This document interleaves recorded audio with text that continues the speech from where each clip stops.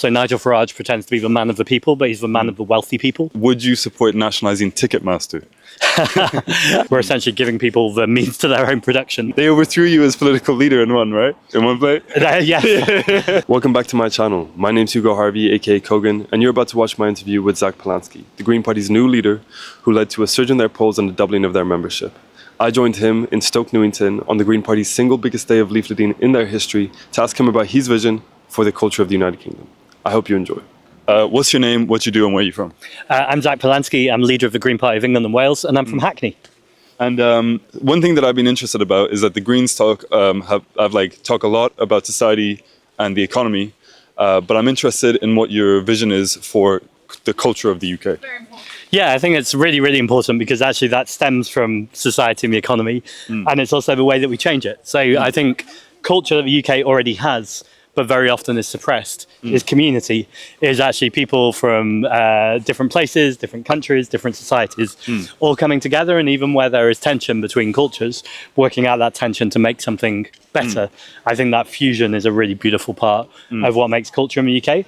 As well as that, I think our sense of humour, I think kind of sense of ridiculousness is also something that we've lost slightly as things have been darker recently.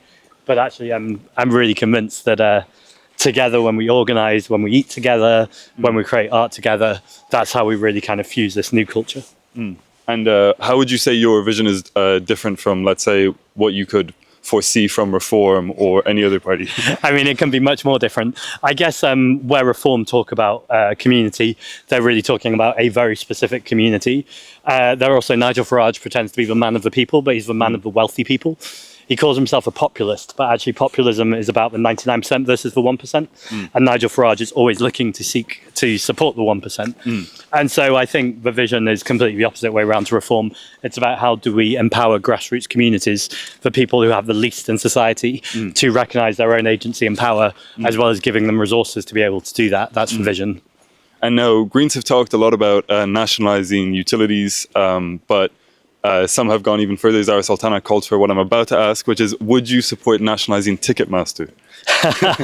I mean, there's a very, very good argument to be done there. I think even more widely as well around arts and culture.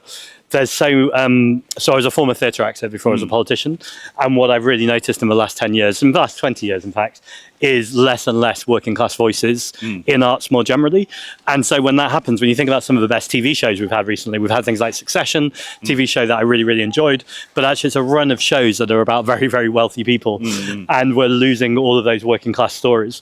And so I don't just think it's about making sure that we sort out the awful ticketing system in this country, but actually through lots of different means of arts and culture, we're essentially giving people the means to their own production to be able to create their own art and culture, and also for that to be ticketed at a fair price. And one last question, which is just, you have a background in immersive theatre, from what I understand. And how do you think that's affected the way you interact with party members, the general public, and your vision for what political participation could look like? I think it's a few things. So one, I think just on a personal level, it means you're already ready for anything that anyone throws at you. So anytime someone throws me a metaphorical ball, I'm always ready to catch it. And that includes with journalists. Second, though, more importantly, the immersive theatre I started making at the beginning of my career, the audience would often be observers.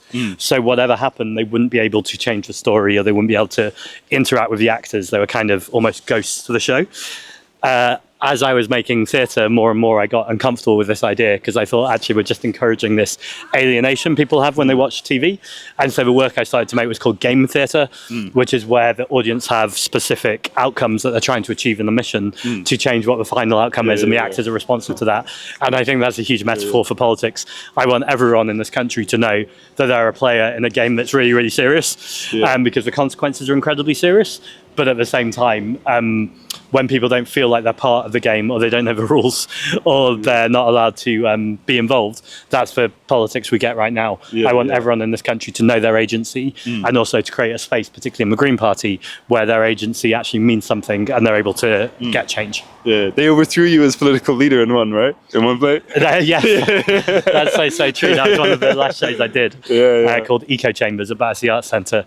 I'm hoping that's not a foreboding of time to come. Anyway, thank you so much. Thanks so much. That was my interview with Zack Polanski. I hope you enjoyed it. If you're interested in more of my content, you can go check out my past interviews with Noam Chomsky or Maverick Saber. And if you just want to see the future of this channel or any of my other stuff, just please subscribe and stay tuned. Thank you.